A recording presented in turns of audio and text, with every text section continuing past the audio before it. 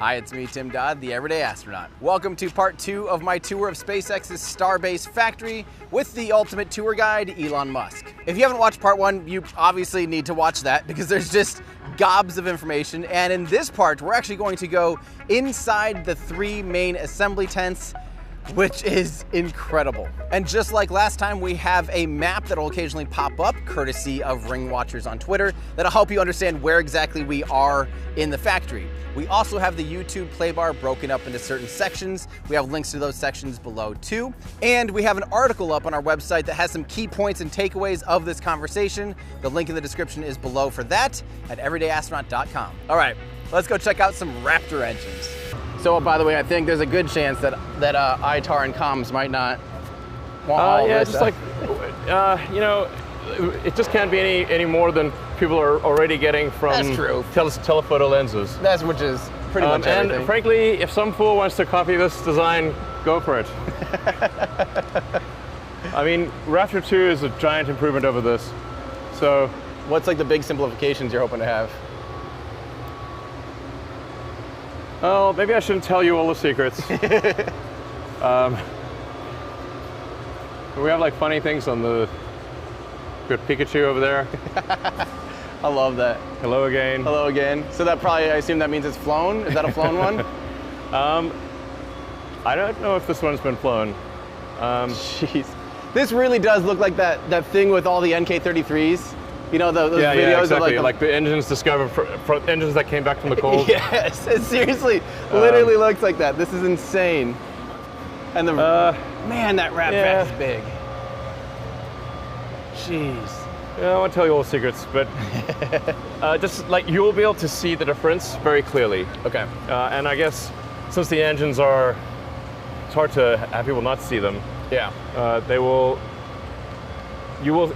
the Raptor 2 is visibly cleaner than Raptor 1. Like this sort of maze of plumbing and wiring doesn't exist on Raptor 2. Although it's already slimmed down a ton from like it used to look like a friggin' Christmas tree. Yeah. Like you couldn't even see the engine for all the stuff that was around it. No, you really couldn't. And now it's like, especially around the turbines and stuff and the pre-burners, I mean, that used to be a whole, there's sensors every 2 millimeters.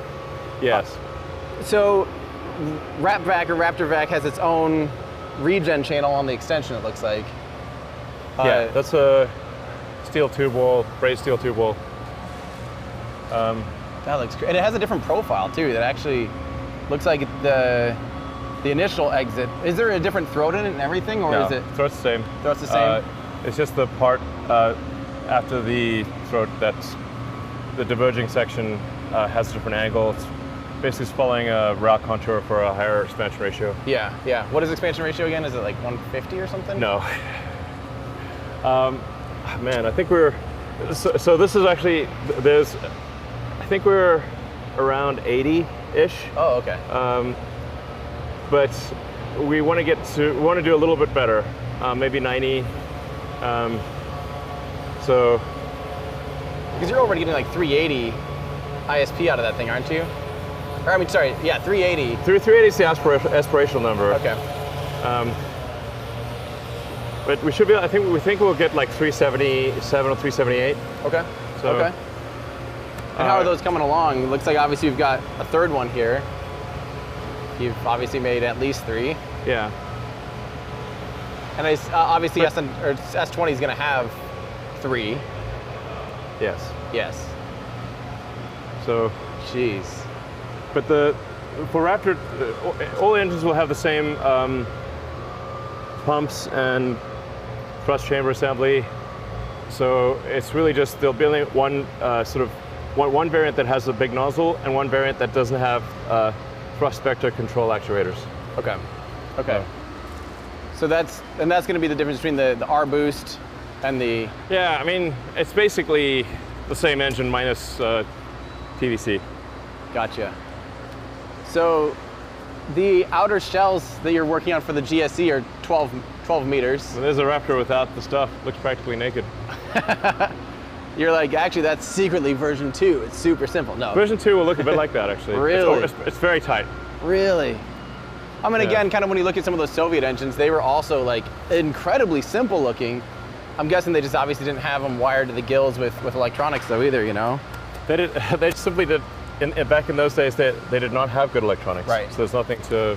There's nothing to wire yeah. up. Yeah. Is how much like I feel like you iterate this quite a bit and remind people that it's failure kind of is an option. Why do you think people are so afraid to fail, and why do you embrace it, or how do you teach that culture even that it's okay when you're not even trying to, like, you know, SN8 is a perfect example. You weren't trying to like do a mission, you're just trying to get data out of the thing. Yeah. We have just a fundamentally different optimization for Starship versus say like the polar extreme would be Dragon. Like Dragon, there can be no failures ever. Everything's got to be tested to, you know, 6 ways to Sunday. There has to be tons of margin. There can never be a failure ever for any reason whatsoever. Yeah.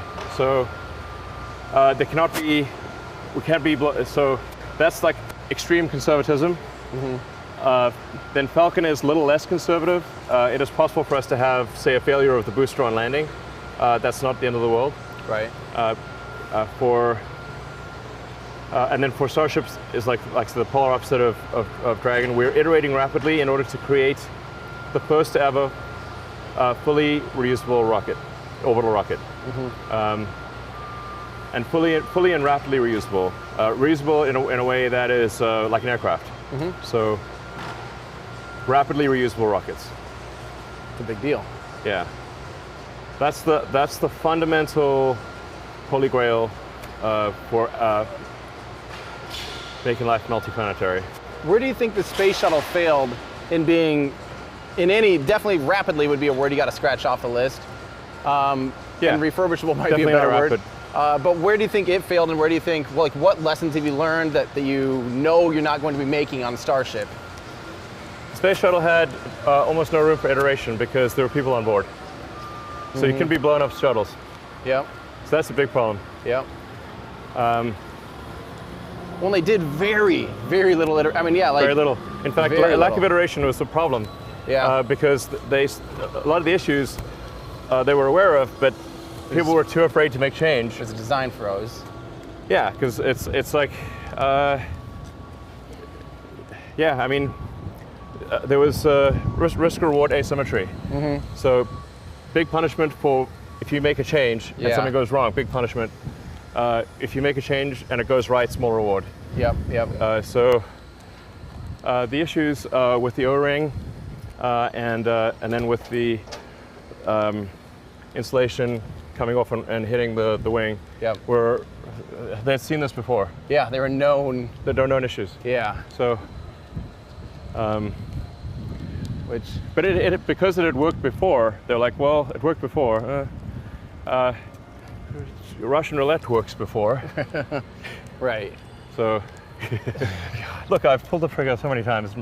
There must be no bullets in this gun. It must be no problem. Yeah, so, anyway, it's just, it's hard to iterate though when people are on every mission. So, you can't just be blowing stuff up because you're going to kill people.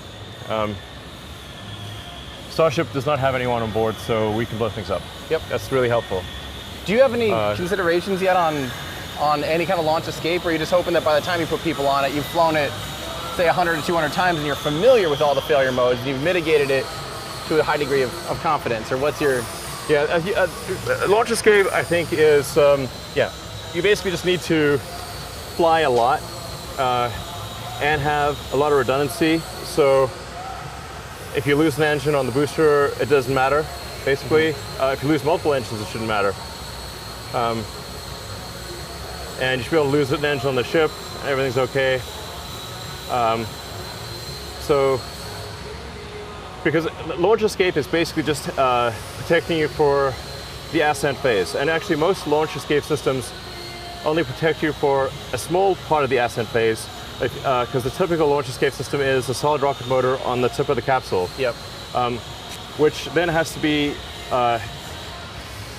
jettisoned. It has to be jettisoned on every mission. So if it's not jettisoned, the crew dies. That's a failure mode right there. That's a failure mode. Yeah. So you have a state change post liftoff, which is bad. Then because the damn thing's so heavy, they also can't carry it all the way to orbit. So they'll typically jettison the the escape system shortly after second stage ignition. Yep. Or final stage ignition. Yeah. So then you don't have escape all the way to orbit even. Now, at least with Dragon, we have escape all the way to orbit. So that's like, I think, safety improvement. Yeah. But then you know, there's no escape system coming back to Earth. Like, that doesn't exist. Right. And then you can't have an escape system on the Moon or on Mars. Or on Mars, yep. Yeah, so, like, you can't have something pop off and then have chutes drop. There's no atmosphere. Right. And then Mars has a very low density atmosphere, so yeah. they'll just like hit the ground supersonic, you know? Right. They're not gonna save you. So the ship has to be safe enough for people without an escape system. Right. Because otherwise you can't go to the Moon, can't go to Mars. Right. So you kind of might pointless to do it on Earth. Well, just fly it a lot. Right, and that, I mean, I never really thought about that, you're going to be, you're going to be flying so much without fear of retribution of failure that, unlike the shuttle, like you mentioned, I just never really considered that, you know? Yeah. So, let's see. What is, those are the vacuum mounts, aren't they? Yeah. Wow, that's cool. Yeah. I mean, this is our stuff like very much version 1. So yep. It'll be a lot better with the next iteration. Well, a lot of people ask me, like, hey, I want to start a YouTube video. Where do I start? And I'll be like, start. You just have to start. And I kind of feel like this is a similar philosophy. It's like, you're not going to know what's wrong or how to make it better until you do it at least once anyway, you know? And you just simply have to start. You have to force yourself to start.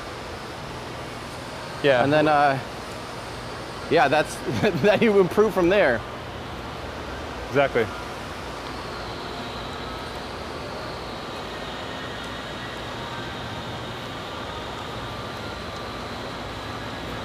Man, are you pretty used to the heat? I feel like it's pretty hot down here. It is hot. I mean, this is the worst. This is like summer, you know, so. Right. That's just like the worst of it. Yeah. It's not that bad. If you think, like, just pretend you're in Hawaii. Right. There you go. So speaking of shuttle. I mean, I think it's a cool view. Oh, it's a really cool view. Oh, and thermal protection. It seems like you guys have made some, I mean, it looks like S20 is going to be pretty well decked out in the stuff. How are you feeling about the thermal protection system? You feel like that's a pretty good solution? We'll find out. Have they been holding up pretty good, at least on the low altitude stuff, as far as the mounting points and stuff like that? It hasn't pulled. I mean, it's still there. I mean, you can see the videos. Yeah. It takes off with the tiles and it lands with the tiles. Yep. And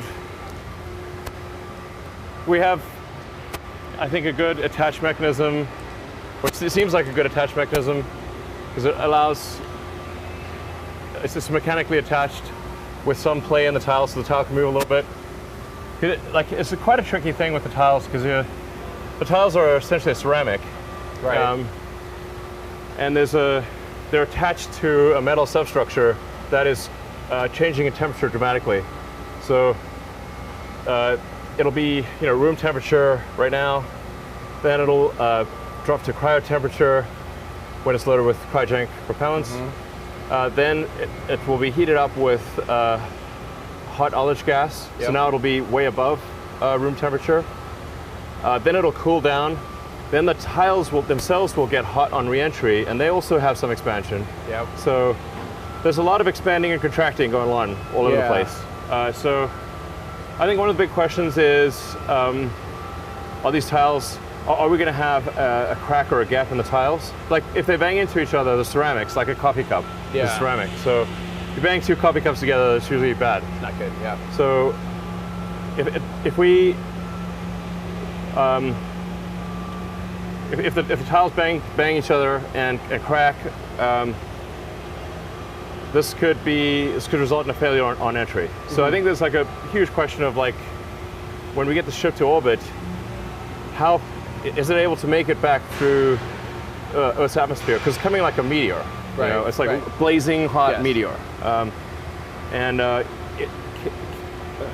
will the heat shield stand up to it, or if if there's any crack in the armor, it's toast. Yeah, yeah. So hopefully we at least find out where the crack in the armor is. Right, That would be great. And then if you have to, you can make some thicker or smaller, iterate to that degree of where you find those failures again. Yes. How will you know? Like, what if something just goes? What if the first orbital attempt just goes totally, doesn't even make it in for re-entry? It's just a million pieces at the bottom of the ocean. How will you know where it failed?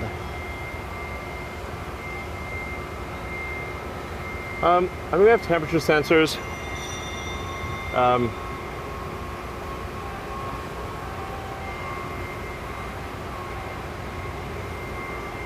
Nice. We'll probably need like some thermal images inside the tanks. So just like IR cameras. So you can see if a certain section is getting real hot. Yeah, IR cameras on the inside will show you what the backside temperature is. Yeah, yeah. I'll let you know if a leak like it's only going to pop if the backside temperature, like it was, frankly, I'm not sure, I take it back. If you just have a camera, you'll know. Visual, yeah, you'll see, is something glowing white hot? Okay, that's bad. Yeah. That's the bad part right there. So you don't even need a thermal imager, frankly. Yeah. The steel will glow white hot before it melts. Right. So you'll know. You'll know. It's so subtle.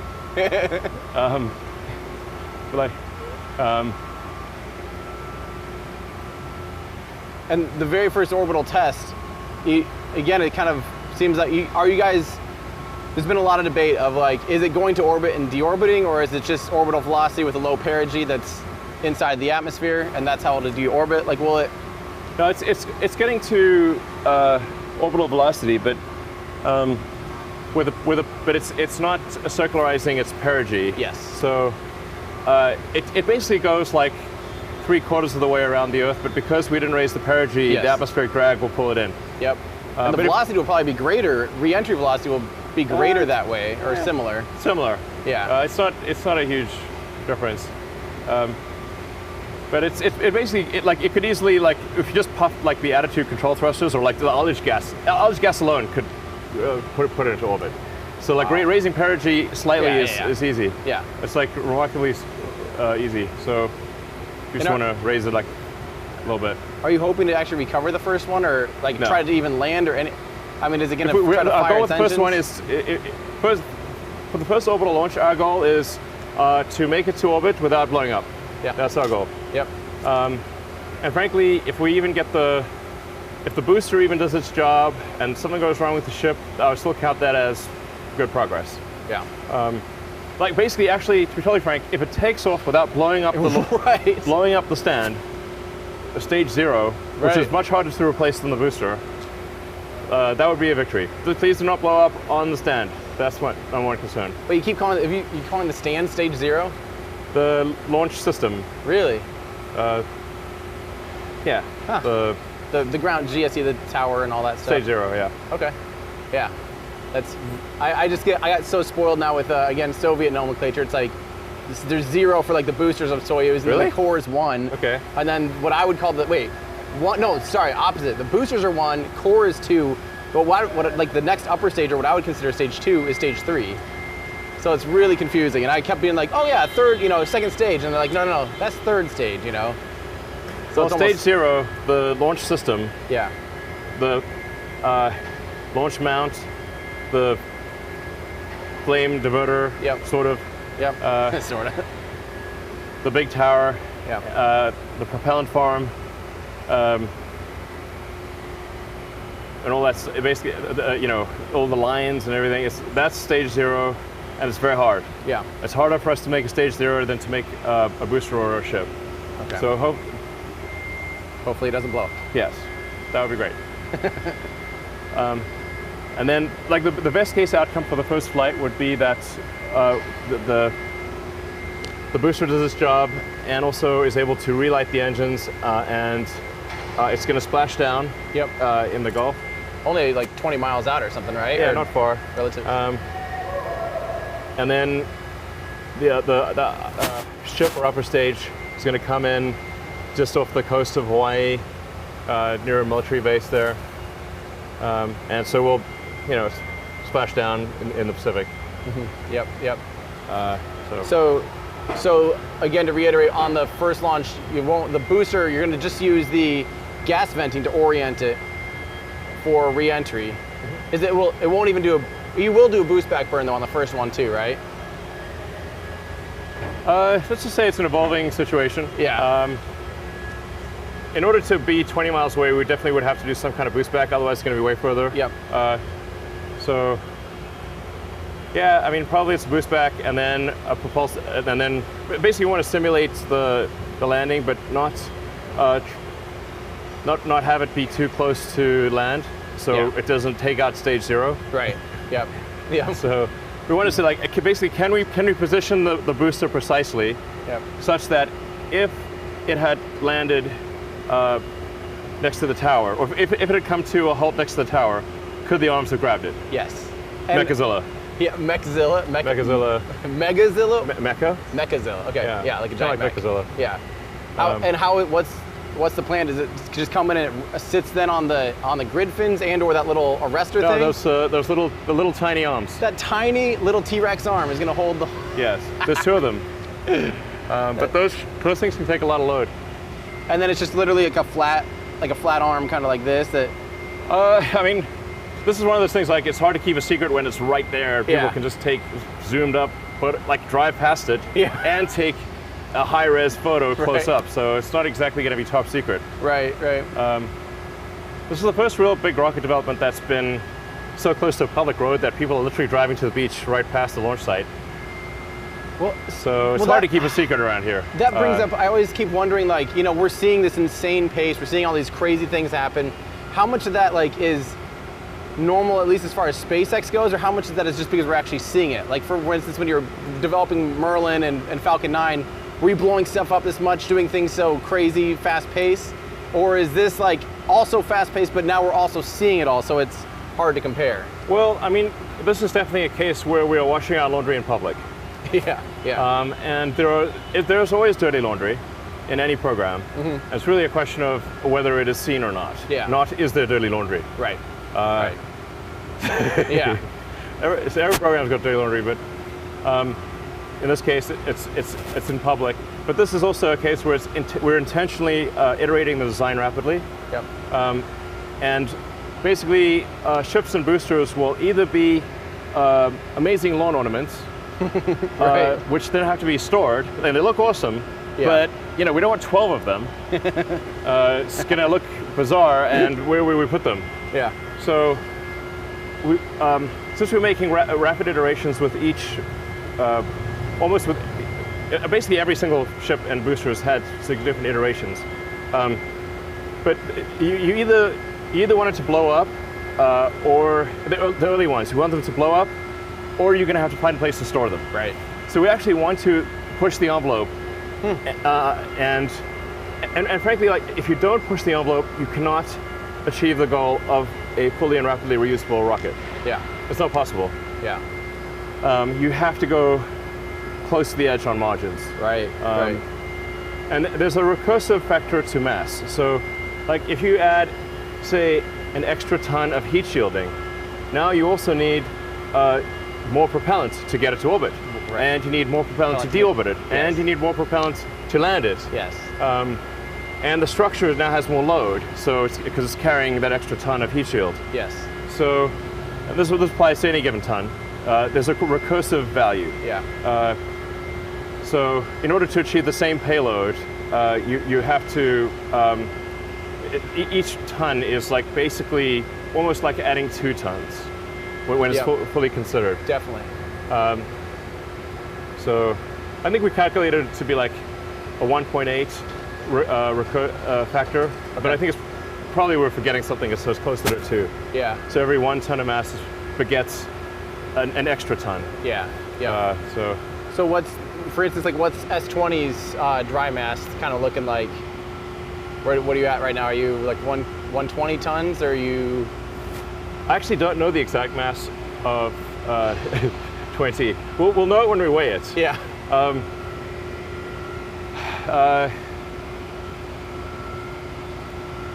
There's a lot of parts that have not been weighed. Yeah. So like, what is it actually? I mean, I hope it's not too insane. Ideally, it's dry. Its dry mass is hopefully not much more than 100 tons. Really? So Yes, but then you say like dry, do you mean not counting the air inside it? Right. Because by the way, the air mass is non-trivial. No, it's not. This is a giant volume. And then, do you mean dry? Do you mean with propellant residuals and ullage gas, which is at several atmospheres? Right. Which mass are you referring to? Dry mass, like right. sometimes in these things, they'll play games with like when you say thrust weight of a rocket engine. So thrust weight of the rocket engine with or without residuals. That's a big change. Or with or without gimbal is something else that I've heard people kind of debate. Yeah. Yeah. Merlin is, I'm pretty sure, by any standard, I think it's probably the best thrust to weight of any engine. Yep. Because it's like just so far, we really pushed the GG cycle engine to the, it's like A plus for GG cycle architecture, but GG cycle architecture is not an A plus architecture. Right. Full flow stage combustion, A plus architecture, but with a new architecture, we won't get an A plus within that. Like it's like in gymnastics, you like say how hard is your program, right? And then what grade do you get in the program? Yeah. That's kind of how the things work here. So, what would you say version 2 is going to kind of come in at if you were to rate them? I don't know. I'd say it's like B plus. Okay. Something like that. Yeah. So good enough for now, but of course. Yeah, Raptor 3, Raptor 4, Raptor 5. Yep. By Raptor 5, it'll be an A plus. Yeah. So. Yeah. Should we walk through here and check out what's going on in here? This is just a nose cone being assembled. It's not that it's showing. This is our new and improved nose cone. Oh yeah, it's just straight. There's no cross section. So this is if you look at that nose cone over there, that's made from stamped sections. Yeah. So you can see that's like 3 rows of stamped sections. Yep. This will be made of 2 rows of stretch formed. Wow. So, and you can see it's just way smoother. Yeah. This is just stretched over like a big mandrel. So just you just take a big sheet of steel. Wow. And you just stretch it over this giant tool. Right. So, and then you can have like things that are way bigger. Like you can't fit this in a stamping press. Right. This is way too big. That's like basically about as long as you can fit in a stamping press.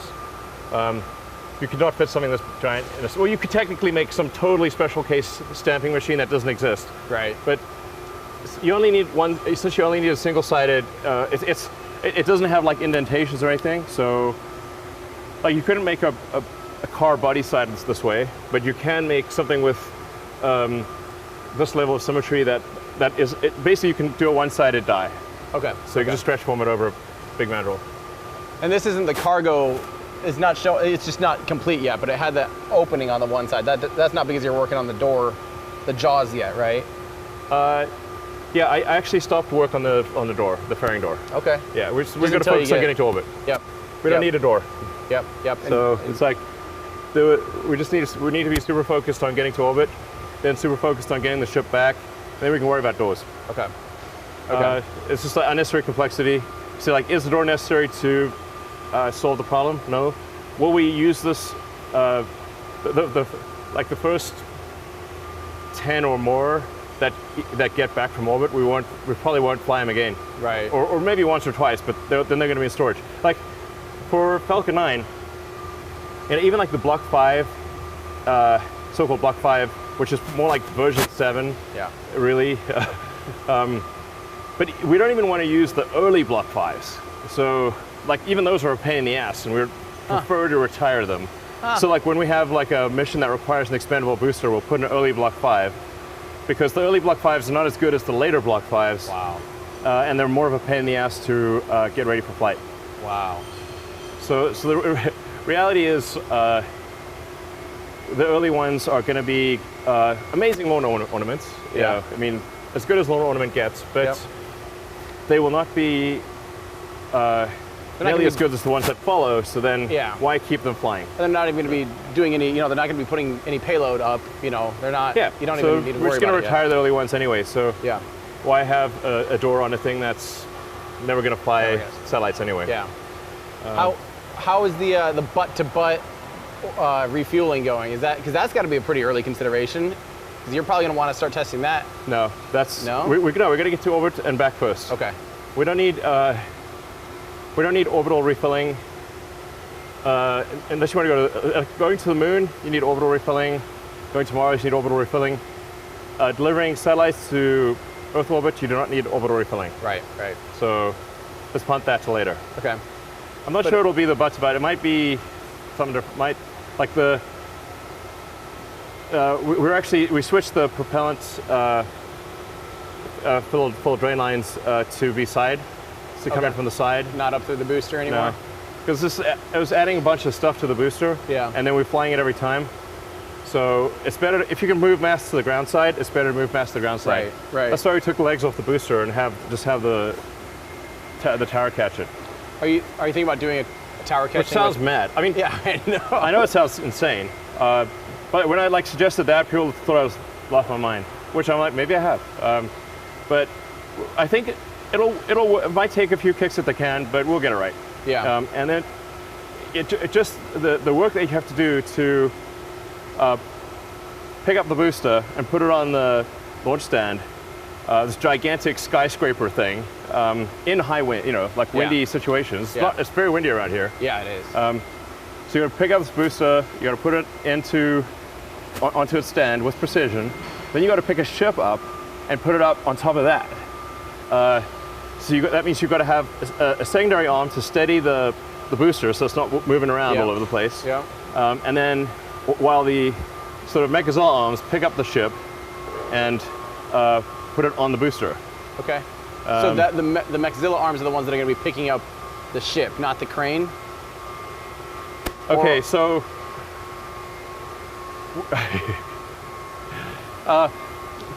it's very important to appreciate that everything you see here is a work in progress. Right. What is said last week may be untrue next week. We've seen that a few times. Yes, it could be that we're actually just literally mistaken, a miscommunication, any one of a number of things. Yeah. We just had a better idea. In the case of, for the first stacking, we're going to do that with a crane. Yep. We will, so, yeah, Marvin the Martian right there. I love that. So, the first one we're going to stack with the crane. Because otherwise we'd have to wait for all the mechanisms to work. So we're assembling the arms and basically putting Mechazilla together. But in the meantime, we could be launching. Right. So let's not wait for the tower to be completed. We've got the second biggest crane on Earth. We don't necessarily want to have the second biggest crane on Earth just sitting there forever. Right. But it can be there for the first stacking. And then from the first stacking, then we can figure out, do we have the hold downs work? Or the launch mounts, I should say. Yeah. So it's really quite a complicated launch mount. It's got basically 20 mount points. Right. And you got to line those things up and then put the booster on it and have does it fit? Mm-hmm. Okay, it won't fit. Right, basically. right. Now we got to adjust it. Yeah. Okay. That launch ring is 370 tons. So, and it's going to tweak, you move it from one place to another, it tweaks. Yeah. It doesn't stay exactly the same. So we're going to have to jiggle it around a little bit, put in some shims and stuff, and fit the booster. Yep. So we want to do that soon. We should be done with this booster, I don't know, next week. Yep. So, wow. So then we want to mount the booster next week. That's gonna be insane to see. Yeah. We're gonna try to put the ring on the stand, the launch ring on the stand tomorrow. Wow. But we may not succeed. We'll see. Yeah. So probably the second flight will use. It's very likely the second flight will use the tower. Okay. Second flight will use. Oh, so the first flight might still just use the suborbital pad. No, it's going to use the. It's going to use. It has to use the orbital pad. We can't. The orbital. The suborbital pad cannot take the full weight of the stack. It's going to get crushed, and it doesn't have enough height. So the rocket would blast itself in the face. It's too low and too weak. Yeah. Okay. So we got to launch it from the the super beefy stand. Yep. But we don't want to wait until everything's ready with the tower just to stack. Okay, so how will you secure it then when it's stacked? Like, just drop the Starship on top Have the crane hold it until it's launch time, and then no. We do need the QD arm to work. Yeah, oh, right. So that can be a stability thing. Yeah, it's exactly. It holds it, it stabilizes it, and transfers propellant. If we don't have that, we can't load prop in the on the ship. Right. Okay, so that has to be complete. Yeah. But not necessarily the arms and everything else going on at that point. Yeah. So at this point, what I mean, we're like I said, there's a lot of moving pieces here. So some of this could be ready in time. It's possible that the tower could be ready in time, in which case we'll use the tower. Yeah. But if the tower's not ready in time, we'll use the crane. Okay. Yeah. So at this point in development, what things are you being kept up by at night? Like, what's the thing you're like, oh, we just need to, do this or this better, or we really, I can't sleep because we haven't figured this out yet.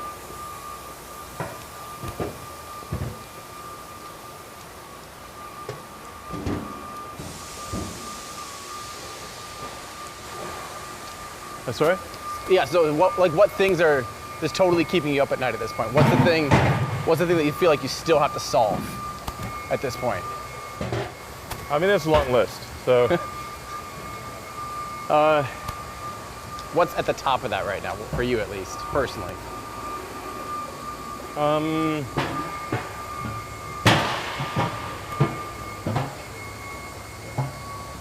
Well, this is really all just measured as in terms of time. Like, what is the time risk associated with something? Right. The one thing you cannot replace is time. So, and I do have a habit of being optimistic with schedules. I mean, if I wasn't optimistic, I wouldn't be doing, the crazy things that I'm doing. Right. So I must have, like, I don't know, just pathologically optimistic, I suppose. Wow, that actually, look at that. Yeah, it looks like dragon scales. That is incredible. That looks cool. It's actually like coming together a lot cleaner. It totally looks like dragon scales. It really does. Yeah. And it's so much tidier and cleaner looking than I thought. Yeah, I mean, there's a few broken tiles, but overall it looks cool. That's incredible. Wow. So I guess the joints is one of those things that the community's always wanted to know about.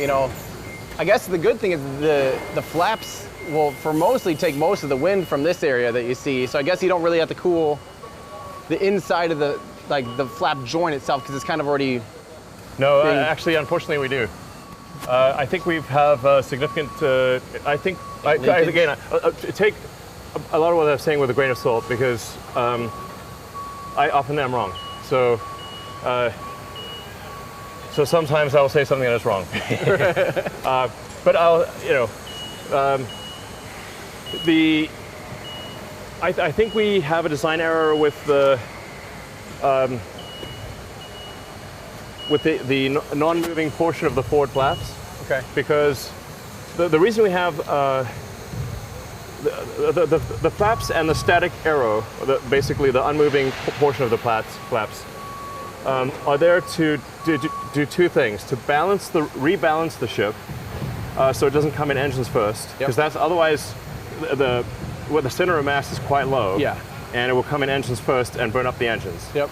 So first you have to rebalance it so that in a hypersonic regime you're doing like roughly sort of like 60 to 70 degree angle of attack. Yep. Because you're flying a trajectory that minimizes peak heat. But you don't care about total heat load. You just care about minimizing your peak heat. Because you have a good insulator here, you're not ablating. Yes, exactly. So if you have an ablative heat shield like Dragon, technically Dragon is like fairly reusable actually because it's sort of like a brake pad. You could fly it many times. Yeah. Because it's got so much margin. Yeah. But a PICA is literally means phenolic impregnated carbon ablator. Yep. So that's the Dragon heat shield. So Dragon is like, hey, let's give me a high peak heating, but don't make my total heat load high because what Dragon is trying to optimize for is what is the heat pulse when it's under parachutes and it's been the heat pulse moves through the tile and then reaches the back to where it's bonded to the carbon fiber composite sandwich structure. Yep. And if the heat pulse is if the heat is too high, it will melt the glue, and the heat shield tiles will start falling off, and then they will potentially, just damage the parachute. Really? Yeah. Okay. If you start having like these things like like flying off. Potentially, because they're low density, so they're pretty and like it's like, admittedly, it's kind of a corner case, but that's it. That's like the Dragon heat shield tiles are way over thick, because not because of how much of the heat shield will be bladed, but because of the heat pulse that will reach the back of the heat shield that might melt the glue while it's under parachutes. Wow. So it's, interesting constraint at the end of it all. You know, yeah, it's like, so if you just have a lot of heat suddenly, that's actually better for Dragon. Like high peak, low total heating. Yep. And so its re-entry profile is totally different too. It can come in steeper as opposed to this. It's going to come in, Dragon wants to come in like just real steep. Yep. And it's like, the lift over drag ratio is low for Dragon. I mean, a lot of people look at it and say it doesn't have any lift, but it does. If you have a gumdrop shaped thing and you have offset center of mass, then you can control it because it has a small lift vector, because the gumdrop is like tilting into the wind slightly. Yep. It's quite low. And actually, L over D is a function of Mach number. Most people like will quote an L over D number, but like, okay, what Mach is that? Right. And it's usually like some sort of reference Mach number, but like your L over D is complete trash at like Mach 20. It's garbage, nothing basically. So it's like L over D at what Mach number? Anyway, so it's got a very low L over D, but it does have a lift vector. And then because it is symmetric, or more or less symmetric, with little thrusters, you can rotate the capsule as it's coming in and change that lift vector. Yep. And then, so then you have a landing ellipsoid because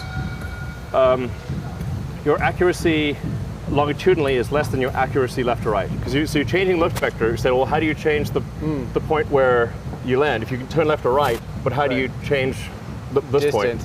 You do a series of S-turns. So you S-turn, and depending upon how much you bank during the S-turns, that affects your longitudinal point. Yes. And then your lateral point is pretty easy to tune because you have a lift vector going left and right. Because it's not so much, people might think like, oh, you're going up and down. That really doesn't work in the grand scheme of orbital velocities and everything. It's really about just your actual velocity, and where you end up arresting your velocity is where you're going to drop it to the ground pretty much, more or less. Yeah, I mean, I think it's just very important for people to appreciate that there's a very gigantic difference between orbit and space. Right. It is actually relatively easy to get to space, but it is very hard to get to orbit. Right. And then if you say you want to go to orbit and come back, this is easily 100 times harder than getting to space. Yeah. Maybe 1,000. So much harder. That hardly anyone's even, like, only a few countries have been able to do it. Right. So, whereas Burt Rutan went to space twice, like 12 years ago? I don't know, it was 15 years ago? 2005, yeah. Yeah, it was like 15 years ago. Yeah. He went to the border of space twice. Yep. And didn't even need, they didn't even scorch the paint. Right. So that's like, it's really not very hot if you didn't even burn the paint. Right, that's true. Yeah. That's true. Whereas this needs like really intense heat shielding, or it's gonna get to, blow up basically. Yeah, yeah. It's crazy to see now, honestly. So is there some considerations to make the fix? Can we go out this way, or is it? Yeah, I mean, just don't let anything drop on your head. All right, deal. So there's another barrel section of S20. I mean, it looks a little garage shop, to be frank, but it's like weirdly like super advanced technology with garage shop. Well, it is very unique of you guys to basically build the rockets first and then start building a factory around it. Yeah, because the production system is the actual hard thing. Right. The rocket design is relatively easy compared to the factory. And these tiles are actually made in Florida at a SpaceX factory, which is called a bakery, in Florida. It's next to a Ron John's, literally. What's the future for Florida with Starship? Are you gonna get it flying 100%, get it all figured out basically, at least get like orbital version ready, and then start setting up shop in Florida and do like? Yeah, I think we want to kind of iron out the major issues here, and then we'll certainly be launching Starship from the Cape. We might do more at the Cape, but we'll certainly be launching Starship from the Cape. And like I said, we make the heat shield tiles, which is actually quite a big factory to make these heat shield tiles, not a small factory. So next to Ron John's? I didn't. Well, technically it's next to a Ron John's distribution warehouse. Okay. Okay. Literally, I was like, is that a surf shop? Oh, so it's yeah, or maybe it's like a factory. I don't know, but it's got a Ron John's logo. Cool. But the factory, the SpaceX heat shield tile factory is quite big. It's not tiny, because there's a lot of you need to make a lot of these tiles. And for the most part, I'm surprised at the taper. It looks like they're all still uniform tiles, which obviously is a huge improvement compared to the shuttle. Instead of having 24,000 unique tiles. As you can see, we're figuring it out. But I'm surprised though, even as the area tapers, it's not. I would thought. Man, I wonder where Mara's head of heat shield engineering. It's like I'm gonna text him like, "Yo, man, what's going on?" It doesn't seem like there's a ton of unique. They mostly look uniform, which obviously will help with. Yeah, they're not all uniform, but. A lot more than the shuttle.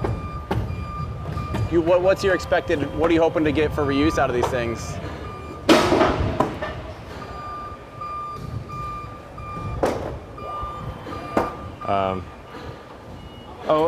I mean, no meaningful limit. As many as you want.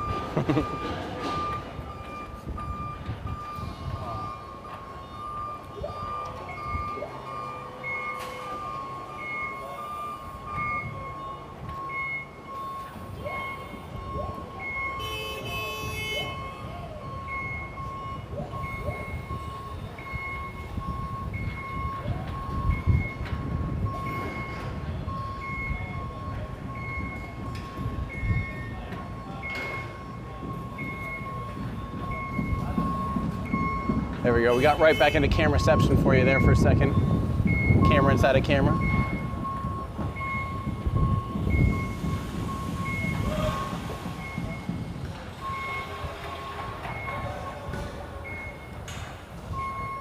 Yeah, there are different shaped tiles. You can see some of them at the border there are square instead of hexagons. Yep. And then because the static arrow is it's still seeing actually a lot of heat. Basically the plasma is hitting this, it's hitting the surface, and then it's moving around. It's got to somehow get past it. So gets superheated plasma hitting that thing, then riding up the side of the vehicle, hitting that static arrow. So you actually have a heat concentration there. And then you got a hinge that's, you have to protect the hinge. This is, if you said like, okay, what's highest probability of failure on re-entry?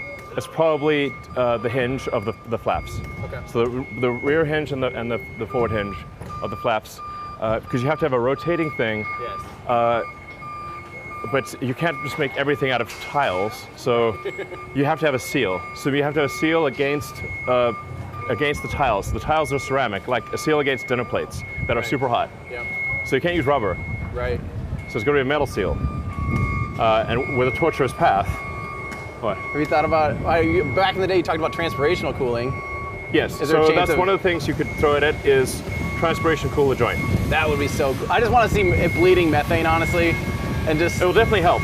Yeah. Because you can kind of purge that joint with a higher pressure gas, you know, as long as it's higher than the ambient air stream or the plasma stream, it will create a thermal barrier. It's definitely one of the things, if you really want to nail the heating on the hinge, is bleed fuel gas into the thing. Because actually, even the burning methane is like with air, because air is only like, you know, 21% oxygen. It's like if you ask people what are you breathing, like they think they're breathing oxygen. You're breathing nitrogen with some oxygen, a little argon, and some argon and trace gases. Yep. So, but essentially, methane with air, which is mostly not oxygen, doesn't get that hot. So even if it burns, it's not that big of a deal. Right, because it's already detached from the vehicle. It's not as hot as the plasma that's hitting it. Right. So, yeah. Wow. All right, well, let's see. I guess the car is... The car is by Starbase. Okay.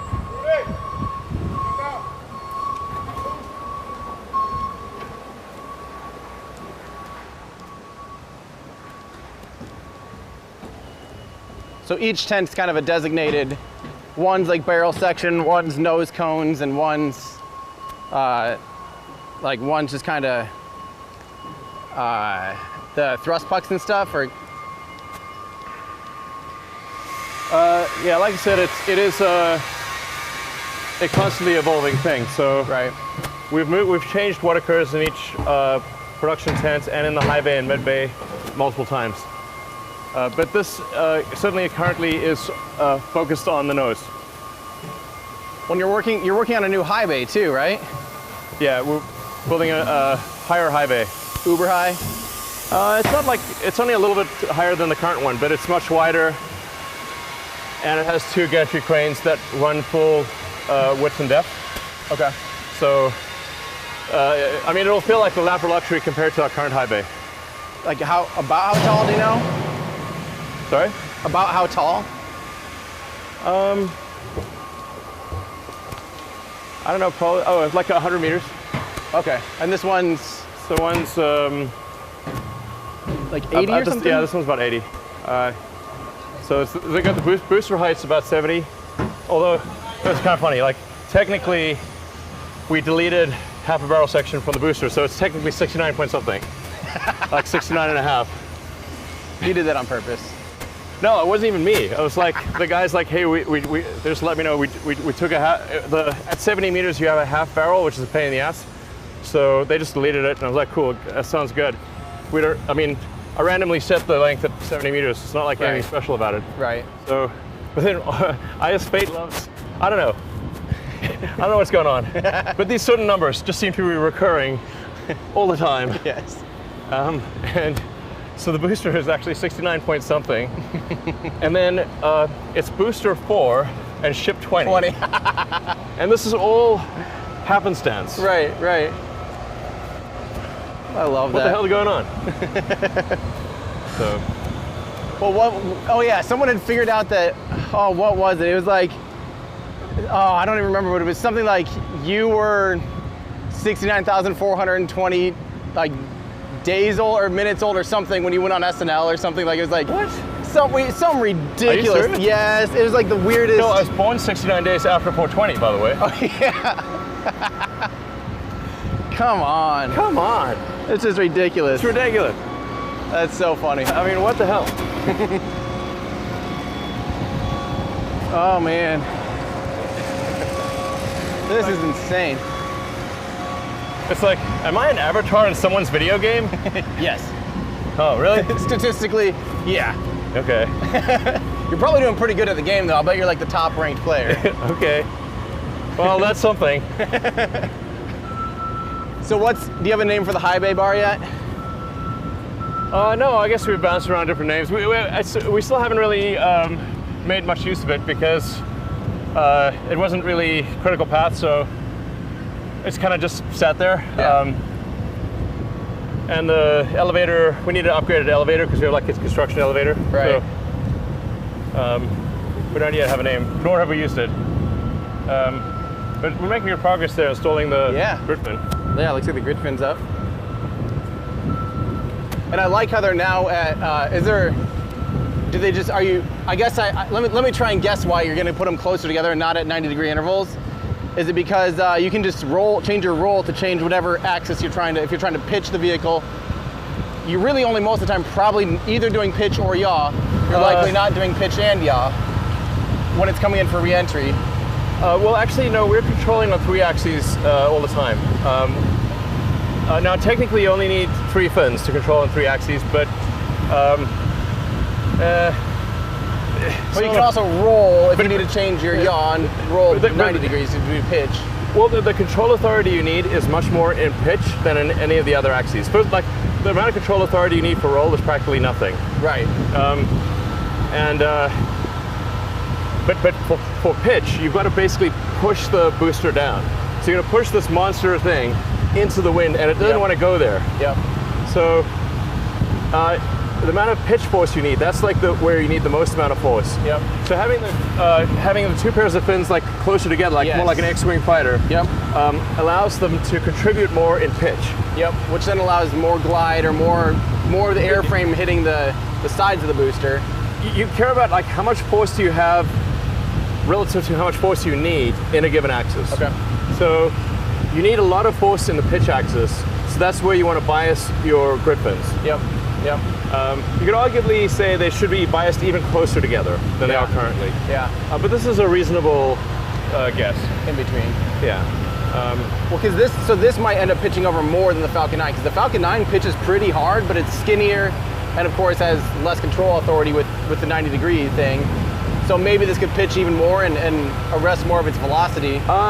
It's actually you've got various things that are better, some things that are better, some things that are worse. You can leave it like an airplane, like an empennage, where you've got a rudder. Yeah. A rudder and an elevator. Yep. And if your elevator is far away from your center of mass, then the amount of force you need is less to change the angle. Like just think of it like a seesaw. Yeah. You got a seesaw and or a wrench, and if you have a long wrench, it's easier to turn than a short wrench. Yep. So if you have a shorter booster, a short booster is harder to turn than a longer booster depending on where the control surface is relative to your center of mass. Okay. The center of mass is the kind of the where the seesaw, like it's seesawing around that center of mass. Okay. And center of pressure. You got two things basically. It sounds more complicated than it is. But basically, it's a teeter-totter or seesaw. That's where there's a center of pressure and a center of mass. Yep. And it's going to basically just rotate around that. Yep. Yep. So if you've got a long stage where the grid fins are far away from your center of mass, then you need less force to turn it. To turn it. Yep. So basically, Gotcha. That makes sense. If you had like a really short stubby thing, it would actually be quite hard to move it. To move it. Yeah. But at least as far as the fineness ratio, this has a lot more potential since it's wider to actually use the atmosphere to slow down before it even has to light its engines. Because like, you know how New Glenn has those strakes on the side, and it looks like they're really planning to almost, fly the thing for a little bit, at a pretty high angle of attack compared to the relative wind stream, to really let the atmosphere slow down the vehicle as much as possible. You guys have compared to Falcon 9, is a lot finer or a lot less fine ratio. It seems like you get a lot more lift out of the thing. Realistically, this is going to come in at something close to terminal velocity. Right. Oh, so, yeah. Because you're trying to get to a precise point. So it's very difficult to do a fast pitch up maneuver. And also get caught by the tower. Right. Like if you've got a very big landing area, then you could do that maybe. Right. But if you want a precise landing, right over you top. can't do like a sudden pitch up at the end. And then you've got sort of pretty big moments of inertia here. Like big things don't move like small things. Right. So like you don't see a super tanker dashing around like a speedboat. Right. This is like in a rocket form of a super tanker. So it doesn't move fast. It's like it's like way bigger than a whale. So yeah. Yes, it is. So it's just not going to move fast. Right. Although ironically, liftoff will be weirdly fast. Yeah. But it's big rotating things always move slower than small rotating things. Yeah.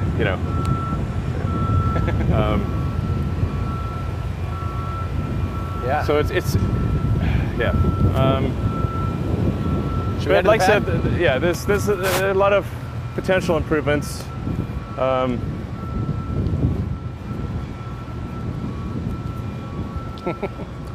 mean,